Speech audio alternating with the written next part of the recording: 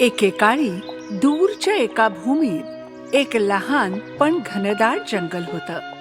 झाडं एकमेकांशी कुजबुजली आणि फुलांनी एकमेकांना परागकण दिले आणि सर्व झाडे जंगलाप्रमाणे एकत्र राहण्याचा आनंद घेत होते. एके दिवशी वसंत ऋतूच्या सुंदर दिवसांपैकी एक निवडुंग आणि सूर्यफूल यांच्यामध्ये एक चमकणारे बीज वाढू लागले. हे वाढणारे फूल किरमिजी रंगाच्या पाकळ्या असलेले एक सुंदर गुलाब होते. हॅलो, माझे नाव रोजी आहे. मी एक कॅक्टस आहे. तुम्हाला भेटून आनंद झाला. तुझ्या पाकळ्या खूप सुंदर आहेत रोजी. कदाचित मला तुझ्यासारख्या पाकळ्या असत्या तर. धन्यवाद, पण प्रत्येक जण स्मार्ट आणि सुंदर आणि सुगंधी असू शकत नाही, बरोबर? रोजीच्या गर्विष्ठ प्रतिसादाने सर्वांना आश्चर्यचकित केलं. नुकतेच फुलले असतानाही ती अशी गर्विष्ठ फूल झाली होती. नक्कीच मी इथले सर्वात सुंदर फूल आहे. माझ्या चमकदार पाकळ्या बघा. इथे खूप सुंदर रोपं आहेत रोजी. तू त्यापैकीच एक आहेस. काय, तुझी हिम्मत कशी झाली माझी तुलना काटेरी कॅक्टसशी करायची? मी त्याच्यापेक्षा खूप सुंदर आहे. हे ऐकून कॅक्टस खूप अस्वस्थ झाला. तो काहीही बोलू शकला नाही. तू निवडुंगाला जे काही म्हणालीस रोजी ते योग्य नाहीये, कळलं तुला? आणि तुलाही काटे आहेतच की. खरं तर माझ्यासारख्या सुंदर गुलाबाशी कॅक्टसची तुलना करणं चांगलं नाही. तुम्हाला सौंदर्याबद्दल काय माहिती असणार आहे? तू तर फुलते नाहीस. निवडुंग, सूर्यफूल किंवा झाडे या दोघांनाही रोजीच्या वृत्तीची सवय होऊ शकली नाही, कारण ती एक फूल होती जी सतत स्वतःची स्तुती करत असायची. दिवस गेले आणि शेवटी उन्हाळा आला. सूर्यफुलाला आनंद झाला. त्याच्या चमकदार पिवळ्या चेहऱ्याने तो दिवसभर सूर्यांच्या किरणाच्या मागे लागला. दुसरीकडे कॅक्टसने संपूर्ण हिवाळ्यात साठवलेलं पाणी प्यायलं आणि संपूर्ण उन्हाळ्यात स्वतःला जोमदार आणि निरोगी ठेवलं. काही लहान पक्षी देखील पाणी पिण्यासाठी निवडुंगाला भेट देत होते. इतर झाडे या उष्ण हवामानासाठी निवडुंगासारखे पाणी साठवू शकत नाहीत आणि रोजी मात्र तहान लागल्याने सुकायला लागली. इथे कधी पाऊस पडेल का? पाऊस पडण्यासाठी हिवाळा यावा लागतो रोजी. पण मी तहानेने कोमेजणार आहे. माझे सर्व सौंदर्य नाहीसे होईल. मी सुकत चालले. तुला हवं असेल तर तू निवडुंगाकडे मदत मागू शकतेस रोजी. रोजीने पाहिलं की निवडुंगाला इतर फुलांना मदत करण्यात मदत मिळतो, परंतु ती एवढी मानभावी होती कारण ती नेहमीच त्याला वाईट शब्द बोलत असे. परंतु जेव्हा दुसरी पाकळी सुकली आणि तिच्या डोक्यावरून पडली तेव्हा तिने तिचा अभिमान बाजूला ठेवला. तिने निवडुंगाला मदतीसाठी विचारलं, अरे निवडुंगा, मी तुला आणि पाईन ट्रीला बोललेल्या क्रूर शब्दांबद्दल मला माफ कर. या जंगलासाठी तुम्ही दोन्ही सुंदर आणि अतिशय उपयुक्त वनस्पती आहात. तुम्ही मला मदत कराल?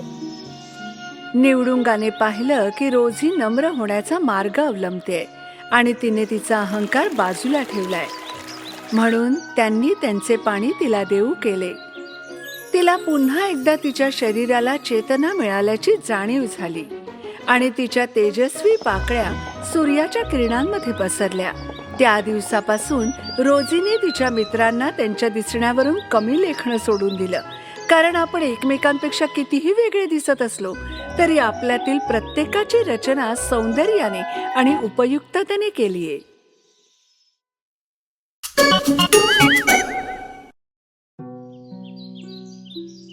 एका लहानशा तलावात एक छानसं बदकाचं कुटुंब राहत होतं.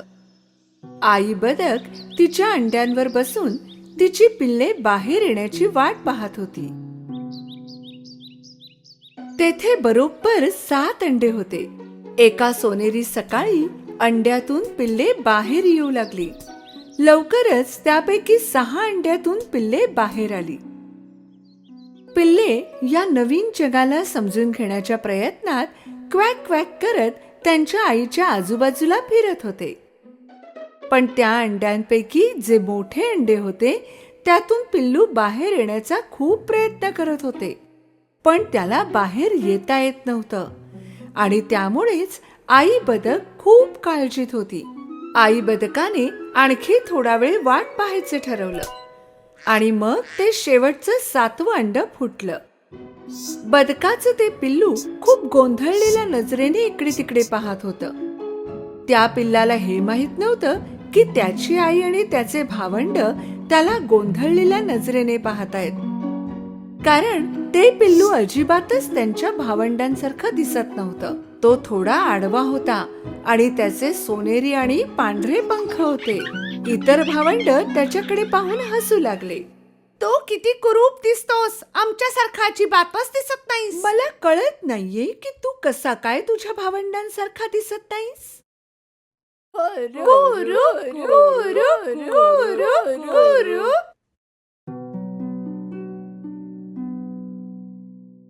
काही दिवसांनी सगळी पिल्ले थोडी मोठी होऊ लागली, पण हे पिल्लू इतर पिल्लांपेक्षा जास्तच मोठं दिसत होतं आणि त्याच्या पंखांचा रंगही विचित्रच दिसत होता. तू किती लवकर मोठा झालास आणि इतका कुरूप कसा झालास? काळ पुढे सरकला आणि ते कुरूप पिल्लू आणखीनच विचित्र आणि जाडं भरडं दिसू लागलं. त्याचे भावंड त्याच्या बरोबर खेळायला तयार होत नसत. आम्ही तुझ्या सोबत नाही खेळणार, तू किती कुरूप आहेस.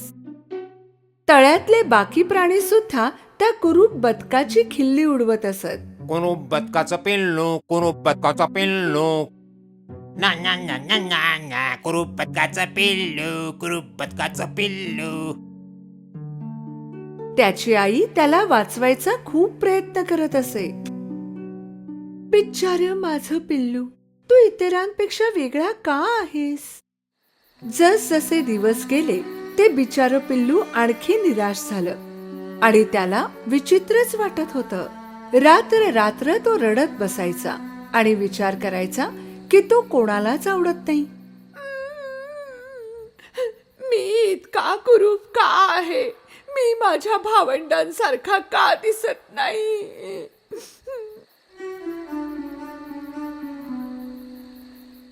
एक दिवस काही शिकारी तलावाच्या काठावर आले, जेथे हे लोक राहत होते.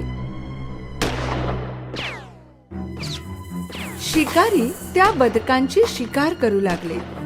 आई बदक तिच्या पिल्लांसाठी अन्न शोधत होती. अचानक ती त्या शिकाऱ्यांच्या जाळ्यात अडकली. त्या बिचाऱ्या पिल्लाला माहीतही नव्हतं की त्याच्या आईसोबत काय झालं आहे. तो आईच्या येण्याची रात्रभर वाट पाहत होता.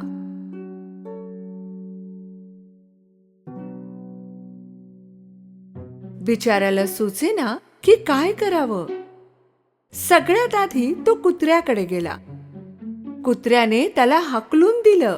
निघ इथून, कोणी मला तुझ्यासारख्या कुरूप बदकाशी बोलतानाही पाहायला नको. काही वेळाने तो कोंबडीकडे गेला, पण कोंबडीने सुद्धा त्याची खिल्ली उडवली. मी सुद्धा तुझ्यापेक्षा चांगली दिसते. बॉक बॉक. कुरूप बदक खूपच उदास झालं होतं. कुणालाच मी इथे नको आहे. जर माझी आई परत आली नाही तर मी इथे राहायचं काही कारणच नाहीये.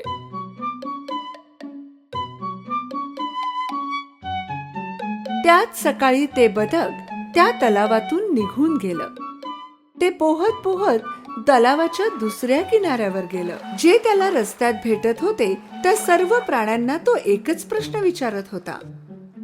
तुम्ही माझ्यासारखं कोणी दुसरं बदक पाहिलंय का? तुम्ही दुसरं एखादं बदक पाहिलंय का?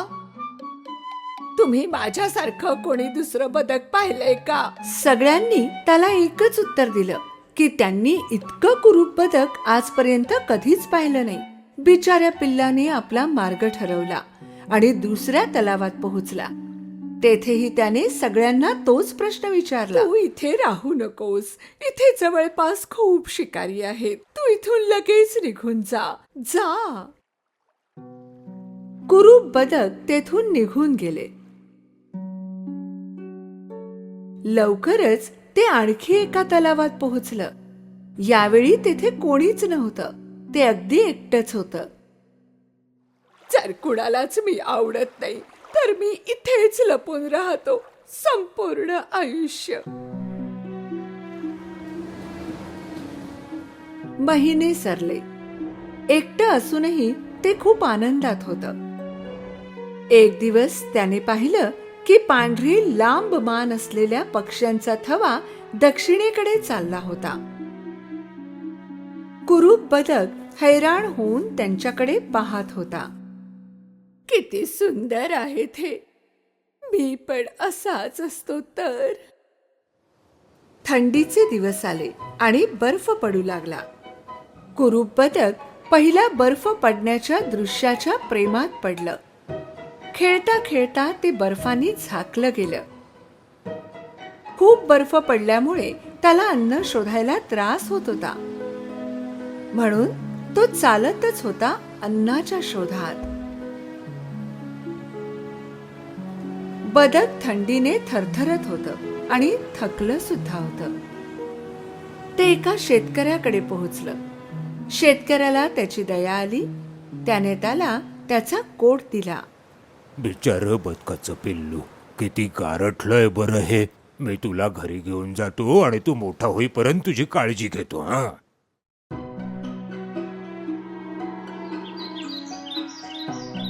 शेतकरी जसे बोलला तसाच वागला.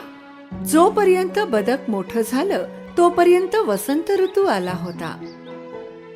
कुरूप बदकाला फिरायला जास्त जागा मिळावी म्हणून शेतकऱ्याने त्याला तलावात सोडायचं ठरवलं. पुन्हा एकदा एकटाच.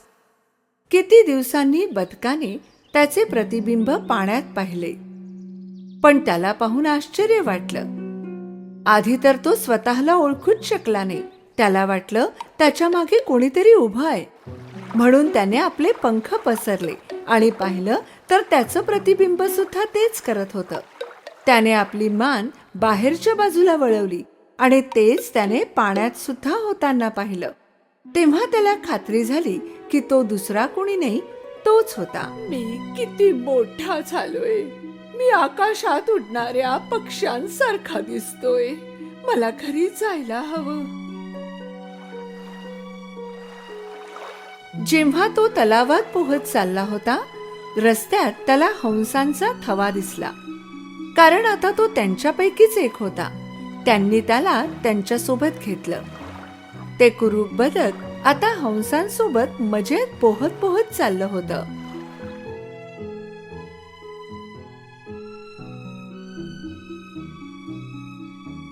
त्या लहानग्याला पहा जो सर्वात मागे पोहतोय. हा सर्वात सुंदर हंस असावा. यापूर्वी मी कधीच पाहिला नव्हता. हो, तो आधीपासूनच एक हंस होता. दुर्दैवाने ते अंड इतर बदकांच्या अंड्यांमध्ये मिसळलं गेलं होतं.